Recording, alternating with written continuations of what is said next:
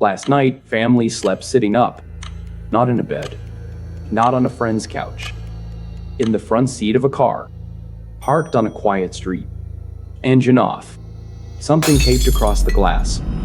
They chose that spot for one reason, so nobody would look twice. Here's what nobody expects. A lot of them have jobs. Some dropped kids at school that same morning. A few worked their whole lives, then retired, and this is where retirement left them. They don't match the picture in your head. That's exactly why it keeps spreading. The people caught inside it look like your neighbors. They look like you. More than 770,000 Americans were counted homeless on a single winter night last year. It's the highest total since counting began in 2007. It climbed 18% in 12 months. And that figure still misses an entire hidden group. We'll get to them.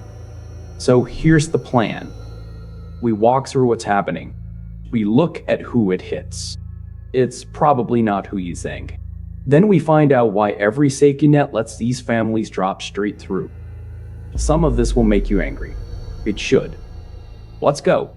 Start with how we count, because the counting is where the trouble begins.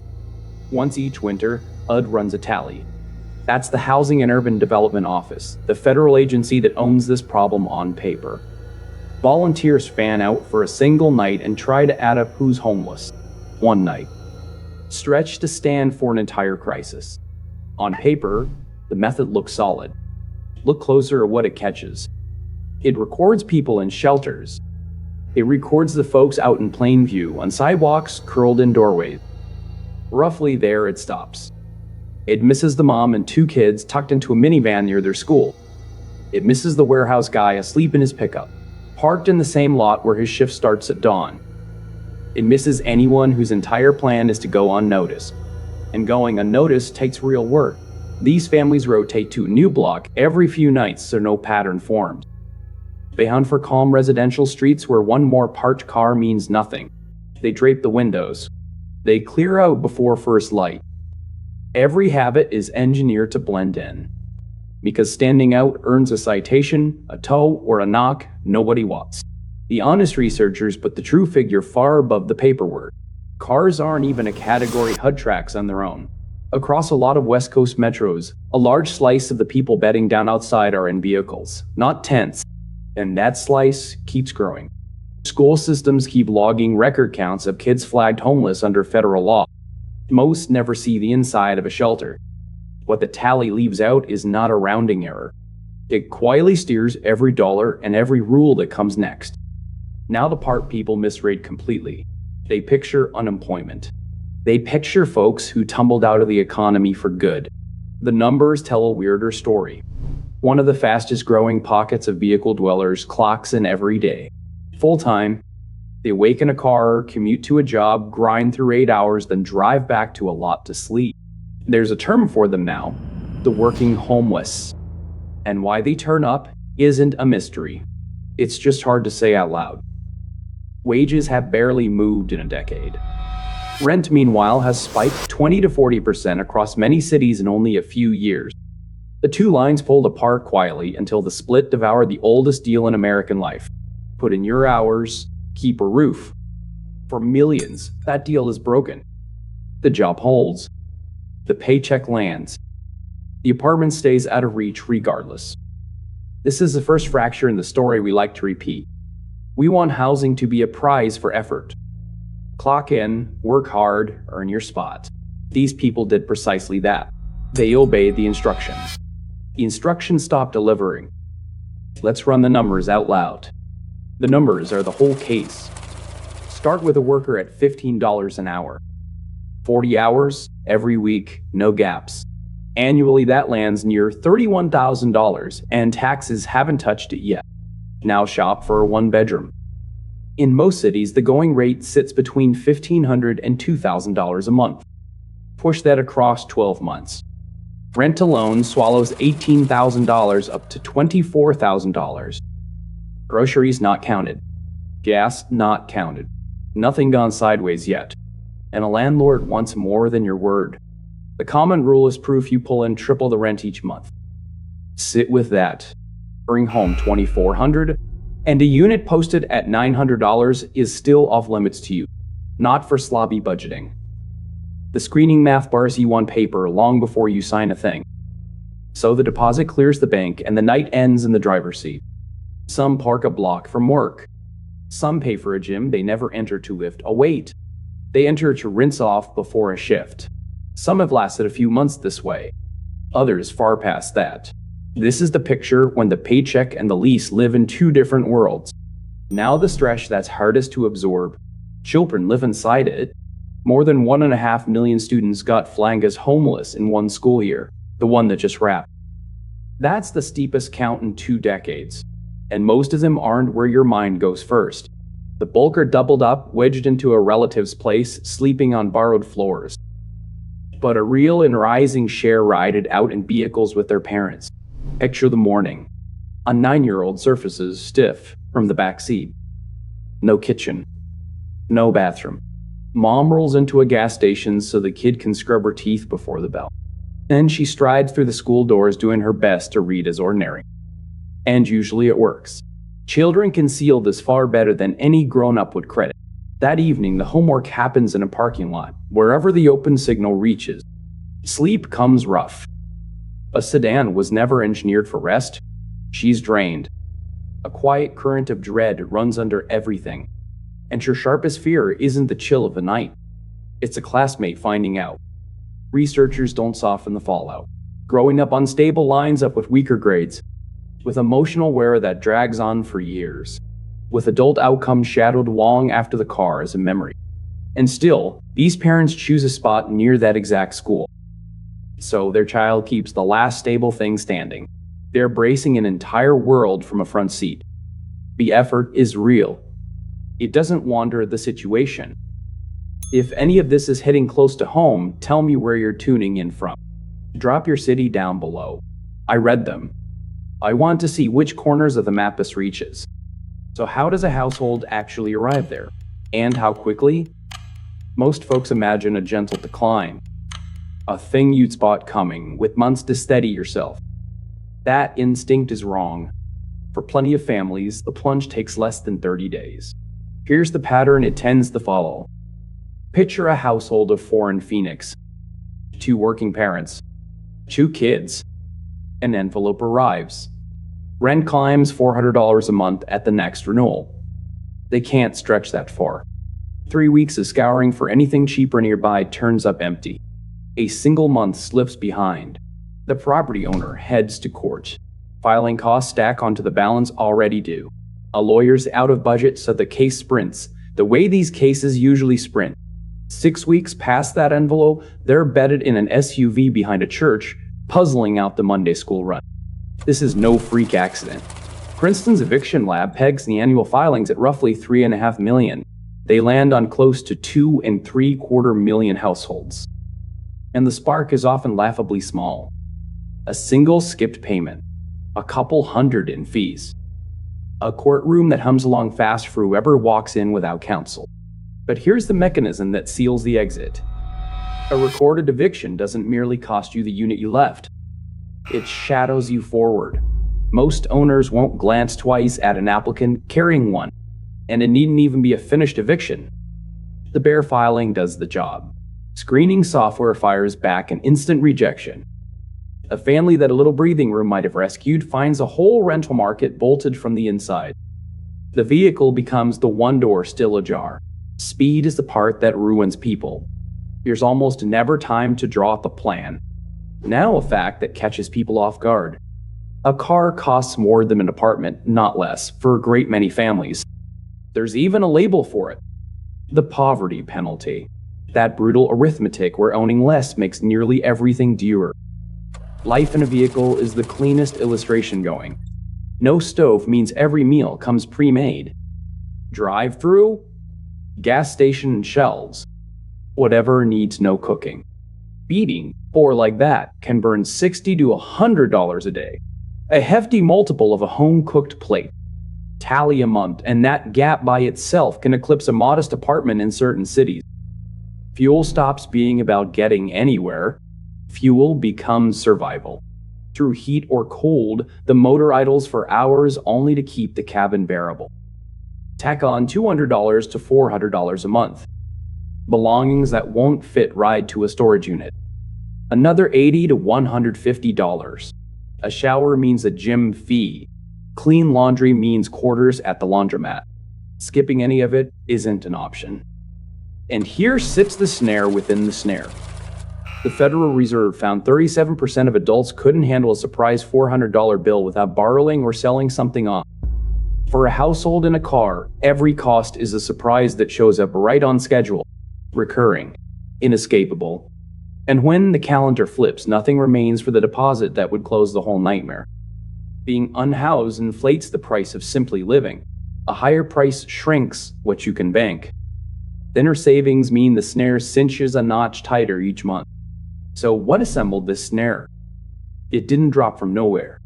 Across a decade, rent outran income badly. And here's a truth that deserves louder billing. Nowhere in no state can a full-time minimum wage earner rent a modest two-bedroom at fair market price. Nowhere. To touch basic stability in a typical market, a worker now has to clear roughly $28 an hour for one bedroom. For two, closer to $34. Set that beside what ordinary jobs actually pay. The distance is the entire plot. Economists mark a threshold where housing turns hazardous. Surrender more than 30% of your income to rent, and you've entered the range where a single rough month topples you. That line was the alarm bell. Today, millions sail right past it, half their income, sometimes beyond. Around 12 million renter households funnel more than half of everything earned just to keep a door that locks. 30% is the caution light. 50% is the emergency. Beyond that is the drop. And the drop leaves nothing for food, for a clinic, for gas, or the thinnest buffer against a bad break. Then layer on the slow erosion. Not the inflation figure that blinks across a screen for an afternoon. The relentless accumulation of higher prices gnawing at budgets since 2020. For many, it never truly let up. Groceries higher. Utilities higher. Care higher. Pay in loads of fields barely stirring. So people lean on credit to bridge the void. Card balances just set a record. North of $1.25 trillion. With rates lodged above 20%. That's not a nation stacking savings. That's a nation storing pressure with no release valve. And when that pressure finally tears something loose, housing rips first. Lose the job on top of all that, and the clock refuses to wait. Bills won't pause while you regroup. Rent shrugs at your vanished income. And for most households, the span between a lost paycheck and a lost home isn't counted in years. It's counted in weeks. Layoffs refuse to stay in one lane. Retail, logistics, factories, tech, healthcare, every rung of the ladder. And poll after poll circles the same bleak fact. Near 30% of adults couldn't cover a full quarter of expenses by any route if the income dried up. 3 months. That's the whole cushion for an enormous share of the country. Jobless benefits do exist. Yet they arrive partial, brief, and often late. Across many states, weeks drag between approval and that opening check. Rent keeps coming due throughout. Watch it land on an actual calendar. A logistics worker gets cut loose in November. Through December, savings carry the rent. In January, benefits finally kick, replacing under half her former wage. By February, 2 months of arrears. March brings the notice. April finds her in the car. And that's before the meat is catch. A fresh job doesn't undo it overnight. A first paycheck arrives without a deposit and first month stable behind it. Climbing back eats months. And through every one of them, the raw cost of surviving unhoused siphons off whatever crumbs she holds onto. A layoff once meant a rough patch. For a swelling number, it's the first tile to tip, which drops us onto the foundation beneath all of it. The affordable homes simply aren't there in the numbers needed. Period. The country runs short by around 7 million rentals that the lowest earners can both afford and actually land. Flip it around. For each 100 of those households searching, only about 35 affordable open units exist. In 41 of the 50 largest metros, the squeeze bites even harder. For most people chasing low-cost housing in a lot of cities, it flat out isn't available at any price, and fresh construction won't rescue it. The overwhelming share of new building targets higher earners, since that's where margins live. Luxury towers rise. Older cheap units get demolished, flipped, or bought and retagged upward. The low-cost supply quietly bleeds out year by year, even as the ribbon cuttings pose as progress. Zoning cements the whole thing shut. Across most cities, vast tracts of residential land are chained by statute to detached houses and nothing else. The very buildings that pack more households in for less get outlawed on that ground. The walk-ups. The two flats. The small apartment blocks. That throttles supply and drives prices upward market-wide. Not merely the plush neighborhoods. The entire board. The federal voucher program, the one folks call Section 8, was designed to plug exactly this hole.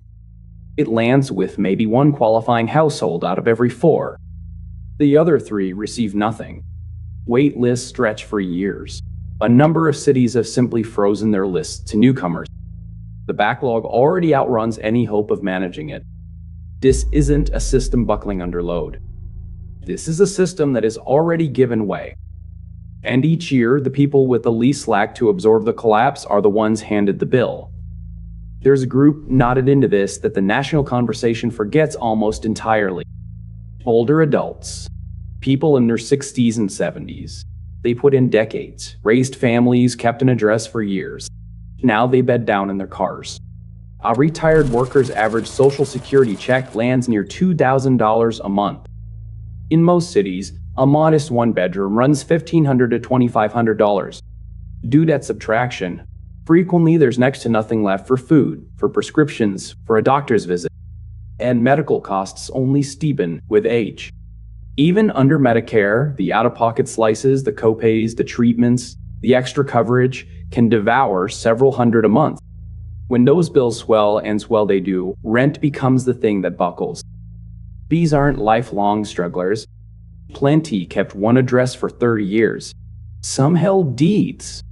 Some outlived a spouse whose paycheck had quietly floated half the household. Others got shoved out when the building changed hands and rents jumped to whatever the market would take. One health emergency can incinerate a lifetime of saving. And for an older body, a car is a genuine medical hazard. Stiff joints. Ongoing conditions. Medicine that runs on a clock.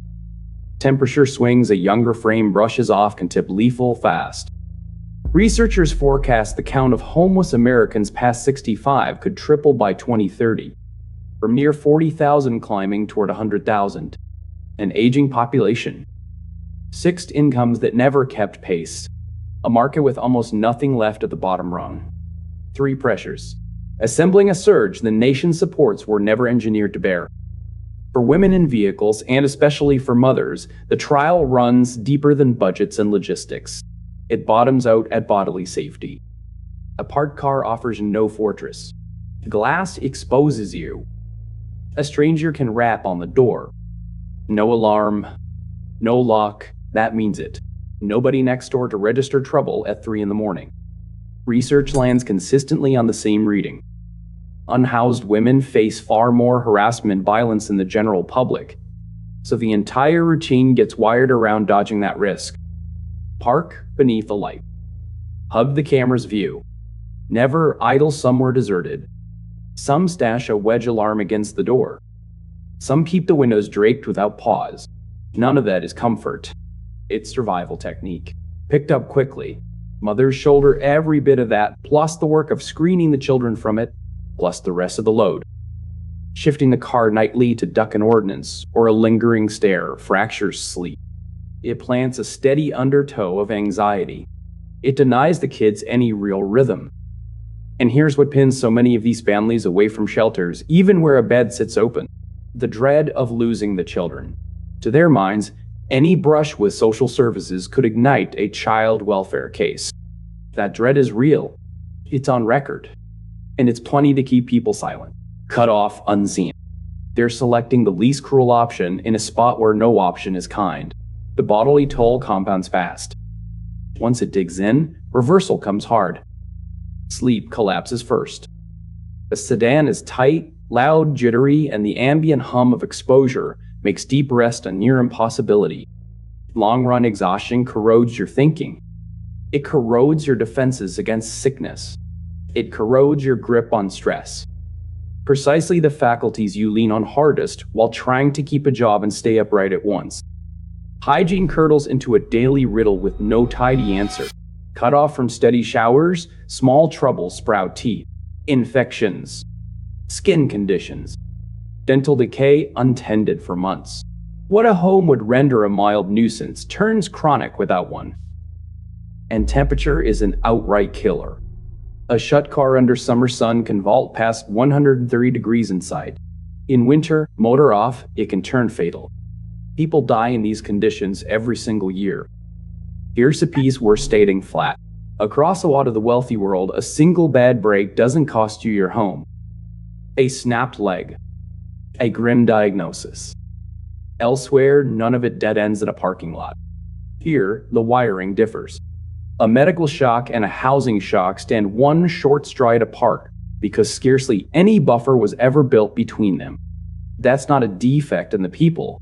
It's the architecture of the risk they're perched on. And the strain never fully lifts. The legal exposure, the money crunch, the endless not knowing. That's exactly the chronic stress the research ties to serious long-term illness. It doesn't evaporate the day a door with a lock appears. People haul it forward. If this is reshaping how you see who this actually strikes, a light carries it to more people. That's the whole request. Here's a question owed a plain answer. This country pours billions into homelessness yearly. The city of Los Angeles by itself runs near $1 billion a year on it. Bolden the county, and the pair together spend somewhere close to $2 billion. And the totals keep rising. So where does it all vanish to? And why won't it work? Part of it is a mismatch of design. These systems got built around a single image: the shelter and the sidewalk. Nobody rebuilt them when the crisis shifted form. A household in a minivan slipped past outreach unseen. Locked out of fast help, uncounted by machinery designed without them in view. And part is simply where the money settles. Emergency room trips, police dispatches, encampment teardowns, short-term beds. That's the tab for managing symptoms. It never lays a finger on the source. Now the counterintuitive piece that barely gets voiced. In a lot of cases, letting someone stay homeless runs pricier than housing them outright. Spread across emergency medicine, policing, and public services, the total tops what the rent would have cost. Programs that marry a stable home to real support have measurably trimmed ER use and police run-ins. Yet they operate at a fraction of the reach the crisis demands. So the country burns a fortune administering a thing it never structured to cure. Meanwhile, the engines behind it keep churning in the background, unbothered. When cities feel the pressure to look active, they grab the flashiest tool within reach: the sweep. Hauling tents, cars, and belongings off parks and out of sidewalks is standard practice now. San Francisco, Seattle, Phoenix, Denver, everywhere the identical routine. Clear the ground. Reopen the view. Push people onward. The catch is what unfolds next. When a spot gets swept, nobody evaporates. They relocate, usually to the next block up. Within weeks, the same scene reconstitutes. Sweeps don't drain homelessness. They shuffle it briefly at steep cost, dealing genuine harm in transit. And that harm is concrete. Mid-clearance, people routinely lose papers, an ID, a prescription, documents that are agony to replace on short notice. And with no ID, applying for work, entering a program, or signing a lease slams into a wall. A single sweep can throw recovery back by months. Certain courts have begun resisting. They've held that a city may not clear a camp without a genuine place for people to actually land. The legal footing is moving. The political urge to sweep, though, holds firm. So, cities keep meeting the identical fork. Keep paying to nudge the visible proof from block to block endlessly without ever shrinking it. Or invest in whatever's generating it. The evidence is fairly plain on which path pays off. Here's the thing that makes the whole crisis so tough to face. The majority living in cars right now stay invisible, not for being rare, for working, deliberately, to keep out of sight. Vehicle homelessness wears nothing like the street version. No tents, no open camp, no obvious tell-it-all. Families claim a fresh spot each night. They ready the kids before anyone else stirs. They turn up for parent-teacher night. They keep the glass covered in the routine as ordinary as they can stage it. Hundreds of thousands of homeless students never touch a shelter. They're doubled up with relatives or riding it out in a vehicle. And their families are frequently frozen out of quick help, precisely because no program ever put a name to them. Fear runs the engine of the invisibility. Fear of the boss's judgment, the neighbors, the teachers. But above all, fear of losing the kids. So families steer clear of every service that might reach them. Because they suspect, often correctly, that stepping into the light could set off an investigation. And that fear spins a loop the system can't cut on its own. Without visibility, no reliable data. Without data, no political heat. Without heat, no real response. Without a response, more households slide into cars and instantly work to disappear. Then the loop restarts. The genuine scale of this almost surely dwarfs any figure you'll hear tossed around. And it sits nearer to ordinary American life than most are prepared to accept. Before the close, there's a wrinkle that complicates the whole thing, and skipping it would be dishonest. Not everyone in that lot was dragged in. Some walked in with intent. You'll spot them right in the comments under videos like this. The 25-year-old in San Jose running his life from a car, pocketing the difference, hammering hard to build something. The full-time worker who spent a year in a vehicle. He showered at the gym and carried zero shame about it. He'd sooner heap his cash than sink it into a room he only sleeps in. The one who put it bluntly. The upside of the car is that your money stays yours, not the landlord's. Sit with what that reveals. Working people run the arithmetic. They decide a car plus a gym pass beats half their income for a bedroom. That isn't a tale of poor decisions. It's a verdict on the market itself. It signals that rent has vaulted so far beyond the wage that walking away can read as the rational play. And here's the line that counts. The sole guy stacking his savings and the mother with 2 kids in the back seat are not the same case. We should never blur them together. But they're parked beneath the identical broken sky. One picked it. One got shoved into it. And the fact that both wind up in the same lot tells you exactly how far the whole structure has warped. There's a companion question people ask me, and it deserves a straight reply. How would I know if my own family were drifting toward that edge? Watch the ratio first. The moment rent crosses half your take-home, you're already in the danger zone the economists mark, whether or not it feels that way yet. Watch the cushion next. If a lost paycheck would sink you inside a month or two, the margin is thinner than the story you tell yourself. And watch the record. A single filing, not even a completed eviction, is the tripwire that locks the next door. None of that is a prophecy. It's a dashboard. And the earlier you read it, the more room you keep to move. So let's put the hardest question straight. Is the villain here poverty or is it policy? The honest reply, the one the evidence backs, is both. And the two are woven tighter than most debates admit. Pay lagged housing for well over a decade. Millions earn wages that can't cover the very cities their jobs sit inside. A single jolt can heave a household into a car within weeks. A layoff. A hospital bill. A rent bump. Any of them once the grip was already slipping. That's the economic half. Alongside it, zoning strangles what gets built and where, pinning supply low and prices high. Federal aid touches only a sliver of the families who qualify. And greenlighting new affordable housing runs so slow and so costly in many places. It quietly throttles the very building it claims to invite. Mental health and addiction belong in the frame too. But the researchers tread carefully here. And so should the rest of us. Vast numbers of Americans carry mental health conditions and never lose a home. What tips the outcome is whether treatment and support are genuinely within reach.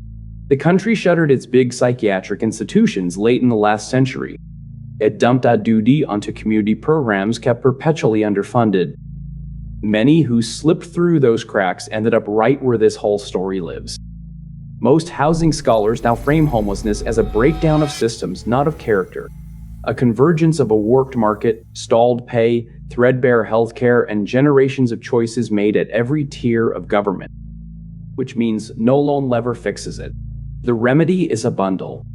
More affordable supply, sturdier protections for renters, actual treatment for addiction and mental illness, funded for real, and a housing first stance that steadies people before insisting they untangle every other knot alone. Here's the ground we're standing on. Housing costs stay high. Pay in a lot of fields stays too sluggish. Inflation lifted the floor under an ordinary life, and for countless families that floor never sank back down. Scholars who study this expect instability to keep climbing unless the affordable supply widens in a serious way. Right now, that widening isn't happening anywhere near the scale required, and there's a hazard worth stating outright. Normalization. As cars for homes grows more routine, it risks settling into permanent background hum, handled at the margins, cited in policy briefs, never genuinely solved. That would be a grave error, because the wreckage travels well past the families in those lots tonight. Kids raised amid housing chaos haul the effects into adulthood, into their schooling, their health, their earning power, their capacity to build the ground the next generation stands upon. Older adults in vehicles meet bodily damage that often can't be undone. Workers who lose sleep, lose their address, lose access to care, gradually forfeit the very job meant to be the exit. What's hidden right now could harden into the signature housing emergency of a generation, unless the road turns. The families in those lots tonight never meant to be there. Most did all of what they were promised would suffice. That's the piece I want lodged in your mind. They followed the map.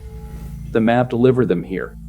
If you know anyone working in housing, in policy, in social services, pass this to them.